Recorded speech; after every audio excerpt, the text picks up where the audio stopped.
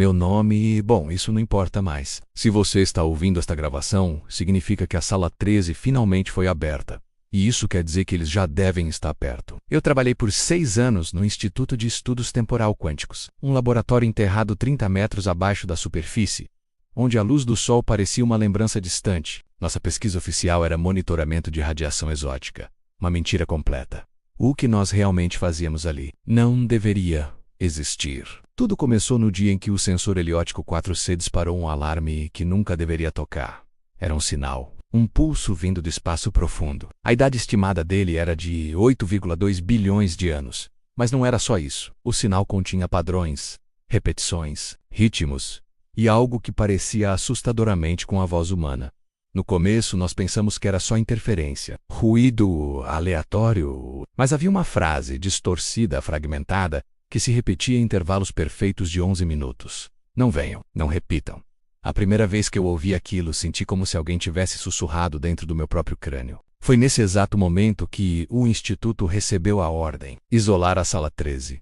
Uma sala construída para conter fenômenos não locais. Ninguém sabia o que isso significava, mas nós descobrimos rápido demais. Dia 1, a abertura do sinal. Fui designado para analisar o espectro reconstrutivo do pulso. Quando liguei o decodificador, a sala ficou fria. Não um frio de ar-condicionado, mas um frio vazio, como se o calor tivesse sido arrancado do ambiente. Na tela, as frequências começaram a se alinhar. E então, a voz ficou limpa, clara. Somos vocês. Não venham. Não repitam nosso erro. Eu congelei. A voz era a minha. Dia 3, o portal que não deveria existir. Depois de mais análises, percebemos que o sinal não era apenas áudio. Ele incluía dados estruturais, como um mapa tridimensional, um mapa de algo que parecia dobrar o espaço ao seu redor. A sala 13 começou a emitir um cheiro metálico, como ferro quente. As paredes vibravam em microfrequências. Então, ele apareceu. Amrasgo no AR. Como um corte invisível que deixava vazar uma luz branca que não iluminava, ela consumia a luz ao redor. O diretor ordenou que ninguém se aproximasse. Eu fui o primeiro a desobedecer. Quando estiquei o meu braço, algo puxou a minha sombra. Dia 5, o contato. Os testes mostraram que o rasgo não era um portal comum.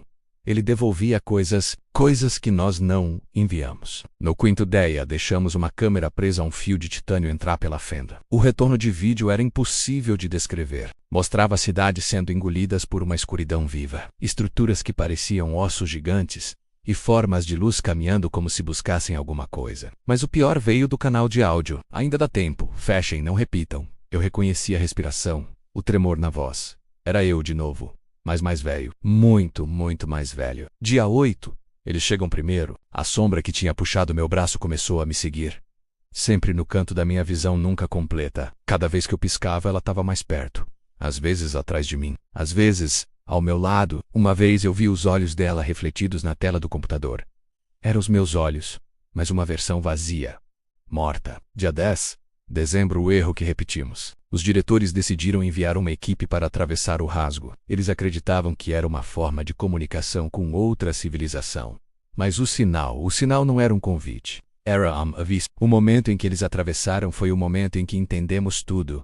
O rasgo não mostrava outro mundo. Era o nosso futuro, bilhões de anos à frente, quando o Sol já teria morrido e a humanidade se retorcido em algo que não deveria mais existir. Mas a pior parte, quando os pesquisadores atravessaram, o portal não os levou para o futuro. Ele trouxe o futuro para cá. Dia 12.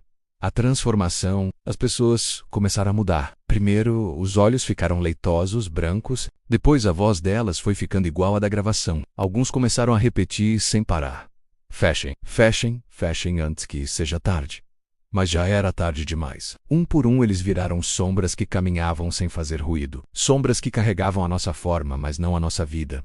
Eu também comecei a mudar. A minha sombra não seguia mais os meus passos. Ela se atrasava de propósito, como se estivesse decidindo quando iria me substituir. Dia 13. O último relato. Estou trancado na sala 13 agora. O rasgo está atrás de mim. El pulsa devagar, como um coração de luz morta. A sombra está na porta. Ela me observa. Eu sei o que ela quer. E antes que ela me alcance, eu preciso registrar isso. O sinal de 8 bilhões de anos não é uma descoberta científica. É um grito desesperado. É a versão futura de nós mesmos, tentando nos impedir de criar o mesmo rasgo que destruiu todas as linhas do tempo. e nós não ouvimos. Agora, ele está abrindo novamente, a luz está ficando mais forte. Eu posso ouvir a minha própria voz, mas de dentro do portal me chamando pelo nome. Se você está ouvindo isso, não entre na sala 13, não estudem o sinal. No repeat. A sombra acabou de encostar no meu ombro. Quando a sombra encostou no meu ombro, eu achei que seria o fim, mas não foi. Foi o começo do fim. Ela não me atacou, não tomou o meu lugar de imediato. Ela apenas segurou meu ombro, com uma força que não era física, mas parecia prender a minha alma. Era como se estivesse esperando o portal decidir. A sala 13, que até então estava em silêncio, começou a tremer. Era uma vibração profunda, como se a própria estrutura estivesse respirando.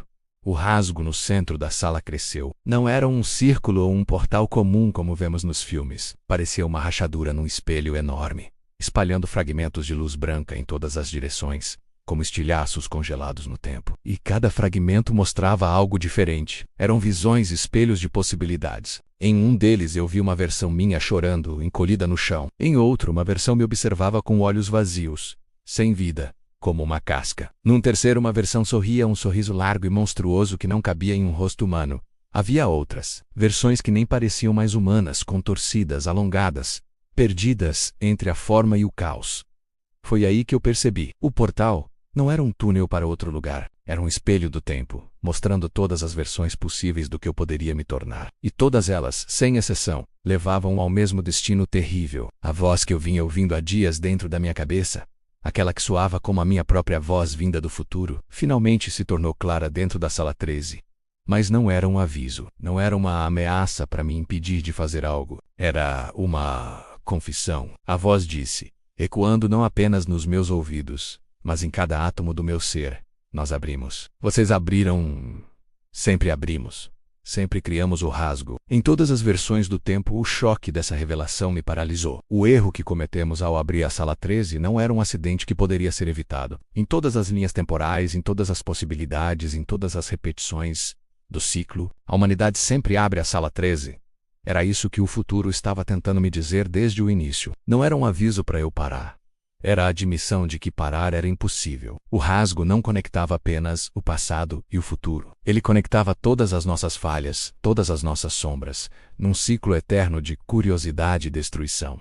A sombra atrás de mim finalmente falou. Só que ela não tinha boca. As palavras se formaram no próprio ar, na ressonância da luz, na minha própria respiração. A parede, o chão, tudo sussurrou a mesma frase.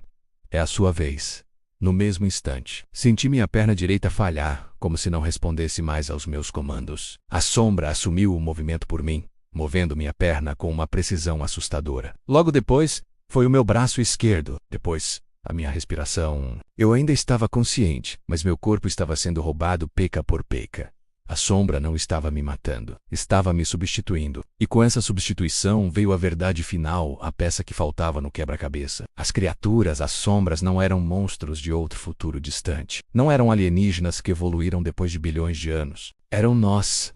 Eram as versões de nós mesmos que se perderam no rasgo, que atravessaram e foram corrompidas. E cada vez que o portal se abre, ele não traz algo novo, ele chama outra versão para ocupar o lugar daquela que se foi. É um ciclo perfeito de substituição, inquebrável, com a sombra controlando metade do meu corpo. Eu entendi a única coisa que ainda podia fazer. Eu não podia impedir o rasgo, não podia fechar o portal. A história já tinha provado que isso era impossível.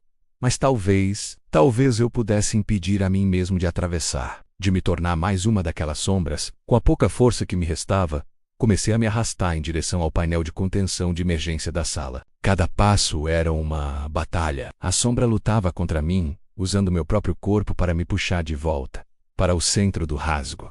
Mas eu cheguei, com a mão que ainda me obedecia. Digitei o IC, o código final. 13-1, 3-13. Eu sabia que o protocolo de contenção não fecharia o portal. Nada podia, mas ele faria outra coisa. Elfec, a sala. Para sempre. A porta de aço maciço começou a descer com um rangido metálico ensurdecedor. A sombra, percebendo o que eu estava fazendo, tentou me puxar de volta com uma força desesperada. Sem pensar, eu me joguei em direção à saída, rolando pelo chão. No último centímetro, quando a porta estava prestes a selar a passagem, senti os dedos da sombra agarrarem meu peito, um frio que atravessou minha carne. E então, o impacto. A porta se fechou. A sala 13 ficou selada atrás de mim, junto com o portal, o rasgo, as sombras e todas as minhas outras versões. Silêncio. Por um momento, um único e precioso momento, achei que tinha vencido. Eu estava livre. Consegui sair do complexo do instituto. Corri pelas instalações desertas, gritei por ajuda, mas apenas o eco da minha própria voz respondeu. Quando finalmente alcancei a superfície e vi a grande porta de vidro da saída principal, meu coração disparou de alívio. Mas esse alívio se transformou em gelo nas minhas veias. Meu reflexo na porta de vidro não se mexeu. Eu parei, ofegante. Mas a minha imagem no vidro continuou parada, me observando de volta. E então, lentamente, ela sorriu. Foi nesse segundo que a verdade final me atingiu, mais devastadora que qualquer outra. Fecker, a sala 13, não acabou com o rasgo, porque o rasgo estava em mim desde o instante em que ouvi o sinal pela primeira vez. O sinal não atravessa só a matéria. Ele atravessa a consciência. Eu fui exposto, e ao sair, eu trouxe eles comigo. E agora, enquanto gravo esta mensagem, meu reflexo bate do outro lado do espelho do meu banheiro. Primeiro era só no vidro da saída, agora em qualquer superfície reflexiva. Ele bate, ele arranha, ele sorri ao Queercer. E eu sei que, mais cedo ou mais tarde, ele vai conseguir. Então, se você está recebendo esta gravação, eu peço que faça apenas uma coisa por mim, pela sua própria segurança. Quando terminar de ouvir a minha voz, não olhe para o seu reflexo. Não olhe para a tela escura do seu celular, não olhe no espelho, não olhe para a janela, porque ele pode estar olhando de volta. E ele pode não ser mais você. Obrigado por ouvir. E Aries.